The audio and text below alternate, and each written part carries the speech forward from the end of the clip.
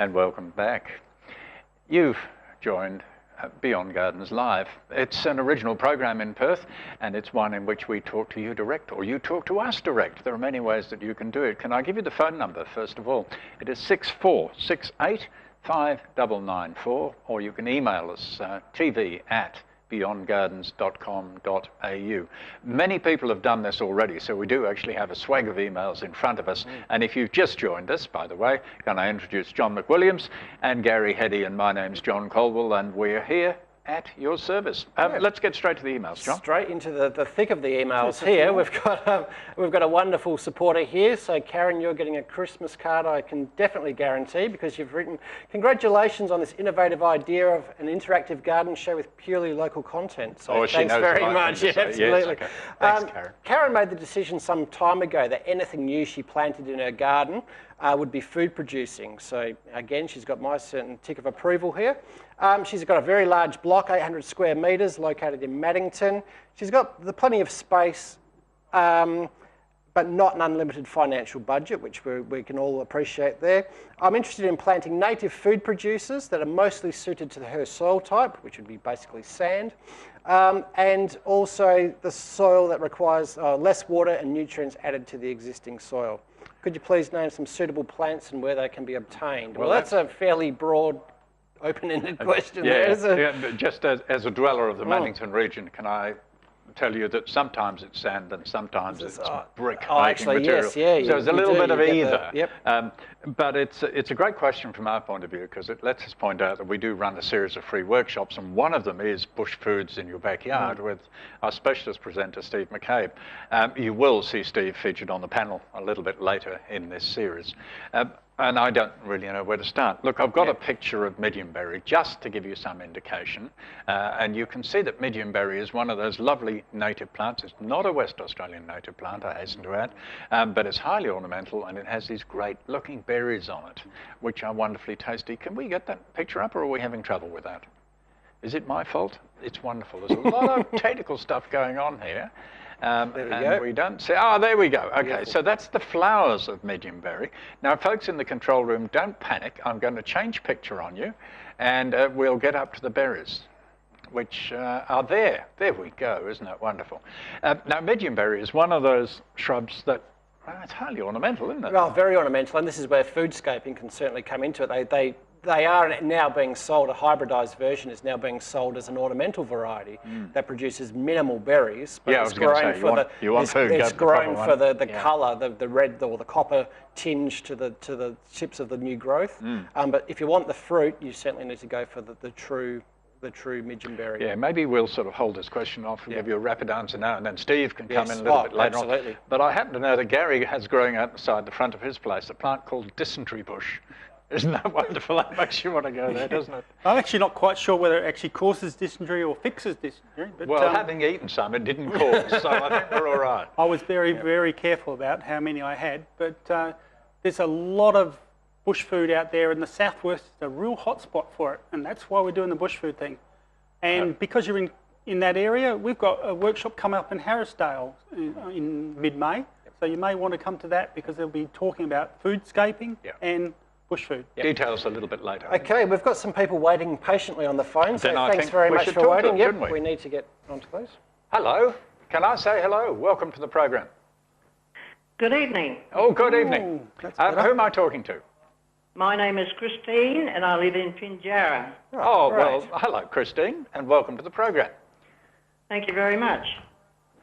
I'm ringing about banana palm.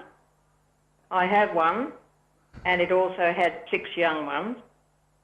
And then it developed half a hand of bananas, and then the flowers just dropped off, and the bananas stopped developing. I took out all the young ones because I thought it was drawing it away from the main palm, but it's still dropping the flowers. Do I cut the bud off and just cover it, or...? Or I would be a little bit careful. I've been surprised by bananas, I must admit, because I always said, look, they've got to be in really warm country, Christine, but I've seen them fruiting at Bustleton, which blew me away a little bit.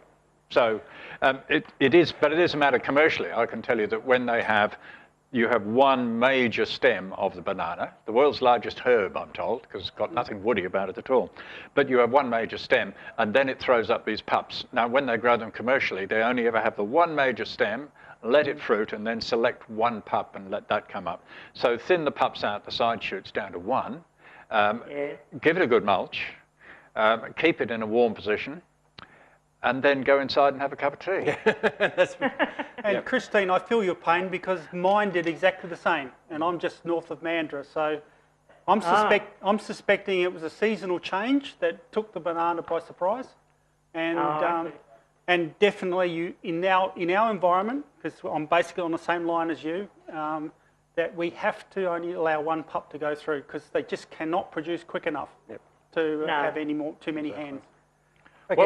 Well worth a try, though. Absolutely. Always well worth a try. Yep. Thanks, Christine. Yes, thanks very much, Christine. We've got another caller on the line. Good evening. Welcome to Beyond Gardens TV, or Beyond Gardens Live. Hello, hello. Now, I'm afraid I don't know your name, but we're talking to you. Hello. Look, if you're on the phone to us, I tell you what might be confusing. Perhaps we should tell our other callers. If you're calling the program, then you have to turn the sound on your television down. Otherwise, you will get caught in a loop and you'll wonder what's going on. Yep. Okay? That might well be the case. We'll just try again. Hello? Nothing. What is water? Oh, here we go. I'm sorry. I thought we'd lost you. Okay. We're listening. Hello? You can tell this is a live program. It's all part of the fun and experience of this. We'll go to another caller. Let's get another caller. Okay. Yes. Hello. Hello? Hello. Hello. Oh, welcome. Pleased to hear your voice. Yes, you will have to, have you turned down the TV yet? Because you will have to. Yes. Okay, all right. Then we can talk. No, I can hear the I can hear the feedback on your television from here. You will have to turn down the sound on the TV. Okay, it's one of those technical things we have to do. If you want to just wander off and do that, we'll wait here for you. We're patient people. You tell me when you now? Yes, we can. Okay, that's better. I've recently purchased a mulberry tree. Mulberry tree, yep. And I was wondering where the best place in the backyard where we can plant it. Well, perhaps you better describe your backyard because for my limited experience in mulberry trees, is it what's called an English mulberry or a black American mulberry? There's a little bit of difference between the two. I'm not too sure which one it is. I think it's a black. Okay. All right. Bottom line, you can't kill it. You can try. But you can't kill it. Almost bulletproof. And I guess the only restriction I would place on planting it is nowhere near where invasive roots might cause a problem, because it has got a very strong root system. It needs a lot of space. Okay. Yeah, it needs a fair bit of space. But you can also prune it dramatically, as I had to do with mine this year, down to ground level. And 3 months later, boom, it's there. So, yeah, it's good tree to grow, though. I've got one more question, if that's all right. Yeah, fire on. I've got a pumpkin, and it's got a powdery fungi going on it, and I was wondering what I can do to fix it. Oh. Yep, I'd say that's one of the mildews, is it? Yep. Oh, almost definitely. Yep. If it's anything like mine pumpkin at the moment. This is perhaps what you're looking at. You'll get these white spots on the leaves. There are a couple of different mildews we get, but this is fairly typical, and this is fairly advanced. They're just faint spots to start with, and then they develop, and then the leaves wither and die, and I think we all know the feeling. Sorry, question. Let's not be so flippant. What can you do about it? You will have to use some fungicide. Now, a lime sulfur fungicide will control it. You might get some. Have you tried milk? I've got some rotting milk waiting. Oh, okay. I'm told it's got to be whole milk, dissolved about 30 to 1, and they say that has some effect upon it. But basically, it's driven by the weather, it's driven by humid conditions, and especially if they're crowded. Yeah. Okay, sorry. That's all we can do. We've got another caller on the line. Hello? Hello, yes, have we? This is like playing lotto, isn't it? Okay, they're coming. Hello, they're coming. Yes, okay. While they're coming, should we quickly deal with an email? Hello. Oh, there we go. We won't then. Hello, welcome to the program. Thank you. Thanks very much. I've got a couple of about 8-foot high orange jessamine, Oh, yeah. Oh, yes. and they've just started flowering a little bit, and I was just wondering when is the best time to prune them? My personal experience, any time. They're a pretty vigorous plant, and some people would argue that they should be a weed. They should be classified a weed. And again, they will take very hard pruning. So regular light pruning if they're just getting too big for you, for wherever you've got them. But every now and again, if you need to give them a severe prune, almost any time of year will do. Oh, okay, so I did mine in the middle of summer, which is probably not a recommended practice, but it didn't even bat an eyelid, and I didn't expect it to. Yep. And I think so it won't hurt the flowering problem situation then. Look, we've had a couple of questions. Mulberry, orange jessamine, can't kill either of them. So they're good tough plants. Yep. well, Then. you can actually Thank wait you. till they're finished flowering, but just prune as soon as a branch starts going in the wrong direction. Please don't wait till they're as thick as your arm, Yeah. All which right. is a European thing. It's not the way WA people should be pruning things. Yeah. Okay. Okay, thank you for that. Oh, thank you for your call. Thank you. Do we have more on the line? Do we have any more? I think We do. Ooh. We do have some I more. feel sorry for the people who send emails, John. They're going, I know. get in sideways here. Hello. Hi, how are you? Good, thanks. Who are we speaking to? My name is Baz. Yes? Yes, and, Buzz. I have some pomegranate trees, Yep. and during the crop, it is getting like rotten. The fruit's getting rotten or the tree's getting rotten? No, the fruit. Is it splitting?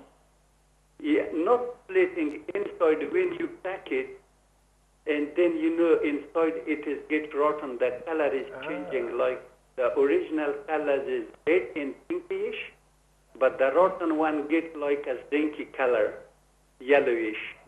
Yeah, look, again, another very tough plant, and we seem to be dealing with tough plants tonight. That's good that we should grow plants that are appropriate for our climate. And usually not much goes wrong with them, but you can get sunburn, and surprisingly enough, you can also get fruit fly on them. But Yes, you wouldn't think so with very the thick common, skin, but so- yes, you can. The fruit itself is, you would have thought, almost bulletproof. It's a wonderful fruit, as long as you're prepared to do the fiddly bits. I have strong memories, this was in Europe, of growing up and being given a pomegranate and a pin. And what you do is picked out the individual picking out segments the as you went. seeds, But I never really understood why people did that. Very attractive plants. So look, here's a shot of what happens when you open up one. This is Chinese style, where they absolutely worship their pomegranates, and they wrap them all individually on the tree. And you can see there, that's really nice. And if you do get a really good one, you can squeeze it and just get the juice out. And we're not here to talk about cooking or making wine, but it does make an excellent liqueur. Okay. I haven't tried that. Haven't tried that? No, I will do. Okay, write that down. Okay. More calls? Or can we get to the long lost emails? I think we'll get to an email. Okay, good. Okay, we have a wonderful email here from Fiona. Basically, her title was quite interesting. It was, "What do carrots need?" And she's preparing her veggie garden for her winter crop. She wants to try carrots again. Last year, the tops of the carrots looked okay, but the carrots, despite smelling lovely and the great colour, they're about the size and the shape of squash balls. So she's asking us, what do we suggest to add to the soil this season to get longer carrots? And she lives in the north coastal area, which sounds a bit like my part of the world. And yes, there we go, Fiona in Inaloo. Now, one of the people on this panel used to grow carrots for a living, so it's a natural handball. Across there, Gary? Yeah, I used to, I got drawn into growing carrots by my father-in-law, who was one of the best carrot growers in the state, who had a garden in Hope Valley. Now, a couple of things about the carrots. It's actually a variety that will produce a golf ball type bottom on the carrot. So first of all, make sure you don't have Thumbelina, because that's all you're going to get anyway. And the other one is that they tend to get root pruned from time to time. So in my garden, I actually had problems with sand gropers or mole crickets, actually pruning them and making them go into a Z pattern and go off in a different direction. So a couple of things, maybe dampen the soil to a saturation point and see what comes out of the soil next time. One other thing perhaps that's worth pointing out, that carrots are one of the few vegetables that really should not be transplanted. I've got a picture here of what happens when you do transplant them. This is not golf ball shape, but this is sort of curl grub shape. And that's as a result of transplanting a carrot. So I'm surprised to see seedlings on offer in the nurseries and garden centres, but I would urge you, if you're going to grow carrots, and they grow very easily, sow direct, right? Don't muck around, just sow them direct. Absolutely. Okay, well, we've got some callers lined up. So welcome to Beyond Gardens. Hello. Hello. Good evening. Hello. Oh, good evening. I've got a papaya plant which I've originally moved in, and there seems to be a lot of green fruit on there. So my question is two parties. How long does it take before they begin to ripen? And when's the best time to prune it so I can keep it at a height that I can still reach the fruit? Now, I didn't quite catch the name of the plant. What was the fruit tree? So I think it's a papaya. Oh, papaya, pawpaw, yes. Yeah. Okay, Yeah. all right. Now we know where we are. Tropical plant is number one point about the pawpaw. And so it's not necessarily in its element all year round down here, is it? Absolutely not. Particularly with the weather coming in at the moment, that's certainly going to slow it down dramatically as far as those green fruits go. They are, they're wonderful plants, and I mean very fast growing, very short-lived, but they will, we haven't got time to talk about the sex life of pawpaws, but it's a fascinating story. But suffice it to say that you're not necessarily guaranteed a fruit, even if you buy what's called a bisexual pawpaw. But the trouble is that they need that warmth all year round, and often those fruits will form, and then it goes cold. And if you're lucky, they'll carry through, but in many cases they just drop off, I'm afraid. And not a great deal you can do about it. No. But the best I can think of is actually have sit on a north-facing wall, a limestone right wall, up against a wall, and maybe a bit of polycarbonate sheeting over it at winter time, and try to imitate the tropical environment as much as you can. As warm as you can get, basically. And if you've got it nice and warm, well, you may well get a bumper crop of fruit. Yeah. Again, I haven't seen too many successful ones throughout Perth. Yep. It's a lot of work. No, that's exactly right. Okay, I don't know about you, but a while ago I learned never to say that something was impossible. No, exactly. Because somebody would do it. Yep. When would be Okay. the best time to prune them? Sorry, say that again. When would it be the best time to prune them? You don't. I just want to try and keep them. You don't prune. Just don't. It's a simple You answer. can't cut them down? No. Oh, okay. No. You could. Again, if you lived in Carnarvon, you could. And they would sprout away. But here, if you prune them, they'll just get a rot that goes down the stem, and that's it. That's it. Bye-bye, pawpaw. Yep. No worries. Okay, thank you. We have another caller on the line. Good evening. Welcome to Beyond Gardens. Hello. Hello. G'day, how you going? Good. Yes, we're going well, thank you. Yeah, I was just inquiring about winter grass. Yes. It's been a problem in... Do you want some? Give it.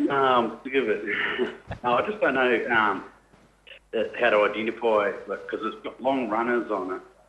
Okay. Okay. Like pitch grass is nice and short in the areas, but then it has patches of long, coming out. I'm aware of it being winter grass. But it, to pull it out, you really pull the runners out, and it seems to grow back just as quick. I think you've not got wintergrass. Wintergrass is an annual that comes up in winter and then dies away at the end of winter after it's seeded. You've probably got what? Couch? Maybe Kikuyu. Kailinga, Kikuyu. That's your choice. It's coming up whereabouts in your garden? Oh, just down the back has been very overgrown over the years, Dan. I've just been trying to get it back. Sounds like Kikuyu sort of behaviour. Are the leaves fairly broad? Yeah. Or are they very fine and dull dark green? Just bright green, and they come up. I've got them on the front lawn as well, just in patches. But okay. I believe it's couch grass, but then I was told, like the neighbour mentioned, it was winter grass coming through. No, I'm afraid I disagree with both of them. I think you've got Kikuyu. I've got pictures of Kikuyu, but it won't mean much because it's a nice, neat lawn and not what you've got.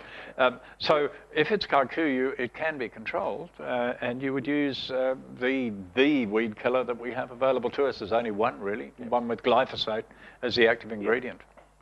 Okay, that's great. Oh, Gary's thinking it might be something else. This is the trouble. Yeah. We do have... Yeah. Here's a thought. If you have a camera, you can take a picture and send it to us for next week, right? Then we can tell you what it is. Yep. How about that? Oh, that sounds awesome, guys. Yeah, okay. And what's the email address? Okay, the email is tv@beyondgardens.com.au. There we go. Yep. And then once we know what it is, we might be able to give you some better advice. Yeah, absolutely. Yeah.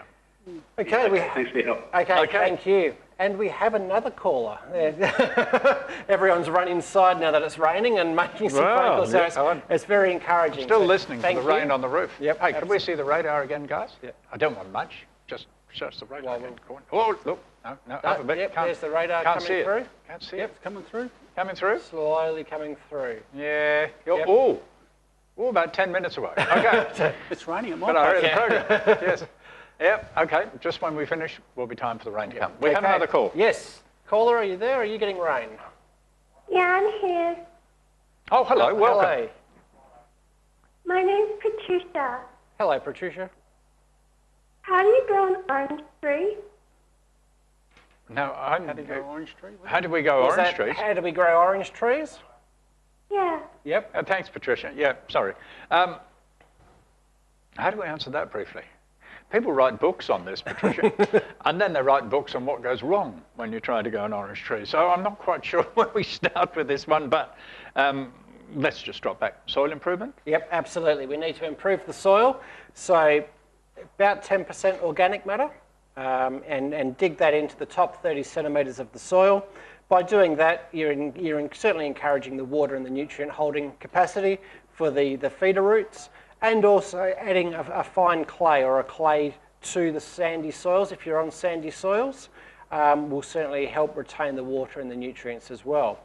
And that's certainly a good start for that plant's life. You're not only improving the water holding and the nutrient holding capacity, but you're also improving the soil microbes. And that's very important for any plant's health and well-being in our soils of Western Australia.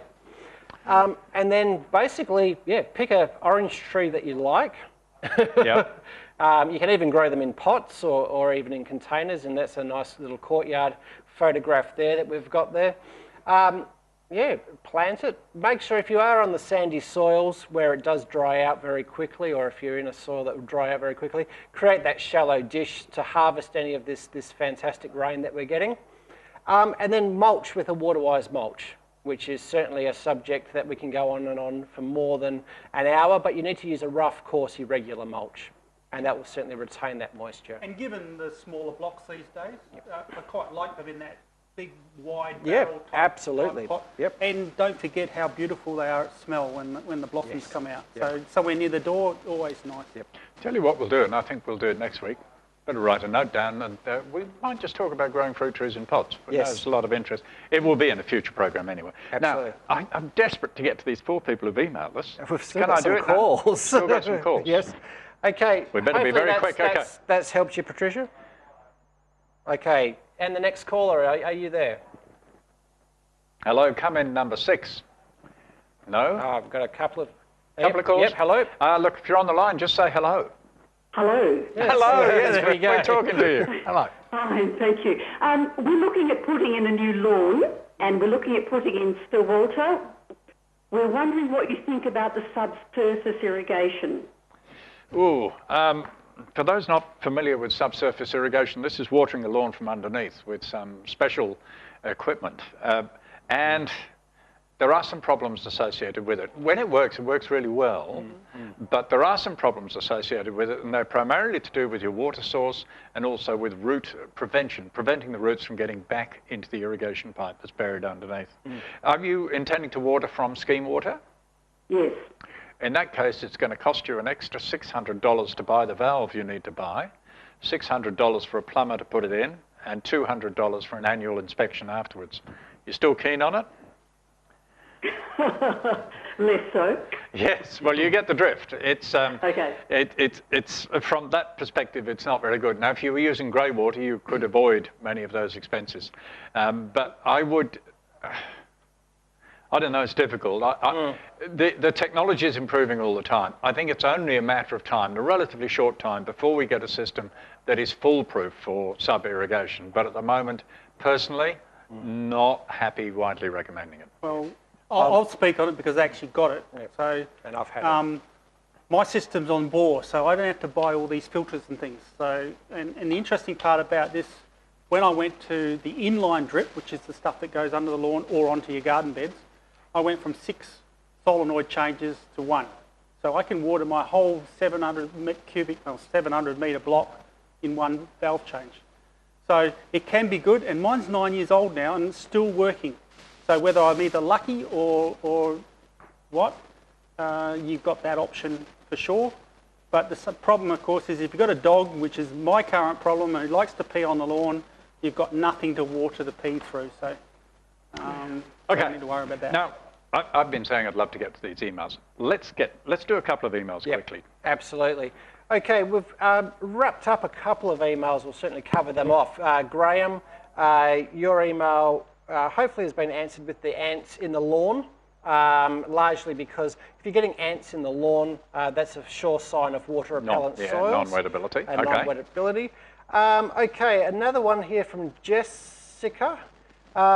Received the curly question last week. If I replace a lawn with pavers and water-wise plants, how much water saved, and is it good environment? There is no mention of the size of the garden, but was wondering how much water would it take to water a square metre of lawn? Well, I don't know how we can best answer this, but if you're using water-wise plants, which need watering once a week, and you're replacing turf that needs watering twice a week, then you're saving half the water straight away. Yes. And then whatever pavers you put in, that also reduces the amount of water you need. It can be, I think first answer would be, can be a significant amount. Yes. You've replaced your grass verge, with water-wise plants. And I don't water them at all anymore. And you don't water them? And how much water do you save? Well, I think it's around about 35,000 litres per year just for the verge. Wow. So there you go, Jessica. Okay, clock's ticking down and we're watching the clock very closely, but we can still do another email. Yep, we can do a call. We can do a call, okay. Hello. Hello. That sounded just like me. Yeah. Shall we try it again? Hello, welcome to Beyond Gardens Live. This is John. Hello, John. I've got 2 questions. Yes. Grapevines, and how do you prune them? And secondly, after a dead sticker, I got the first one, which was grapevines and how do you prune them properly.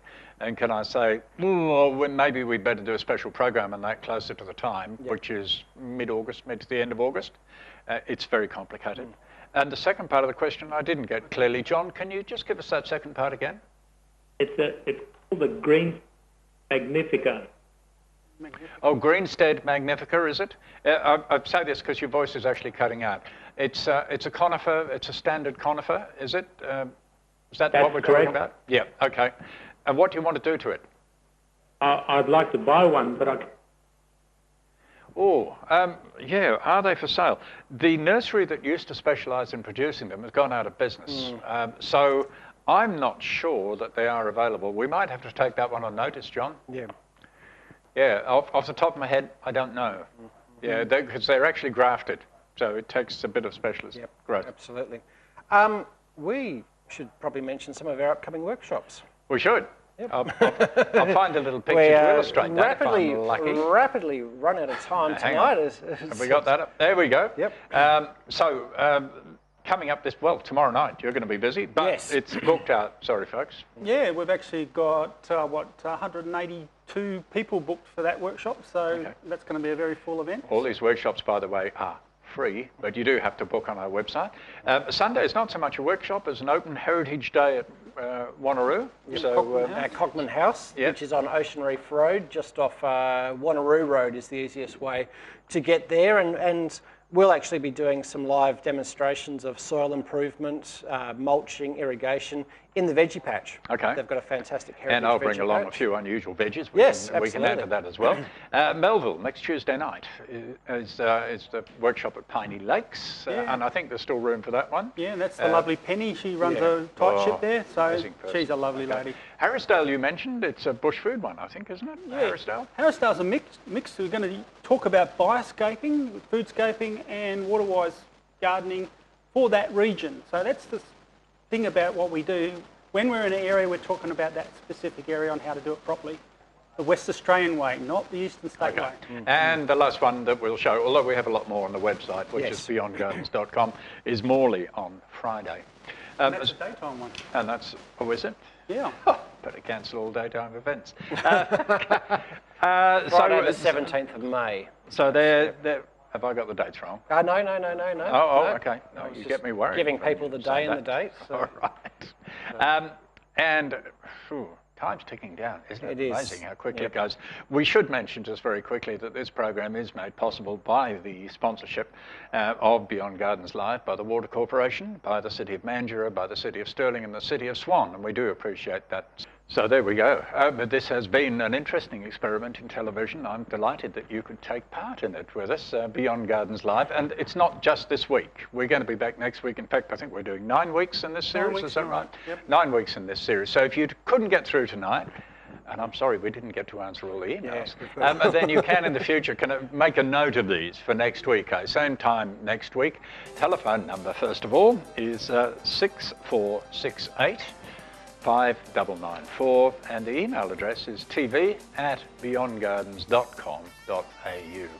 According to my little time thing here, I've got 0 time left, but I'm not getting signals from the floor just yet. So I'm just going to ask you, how long have we actually got? Are we into wind-up now? 30 seconds we have. We're into wind-up now. Ladies and gentlemen, can I thank you very much indeed for your company, and I hope we can enjoy it again next week. From John, Gary and myself, good night.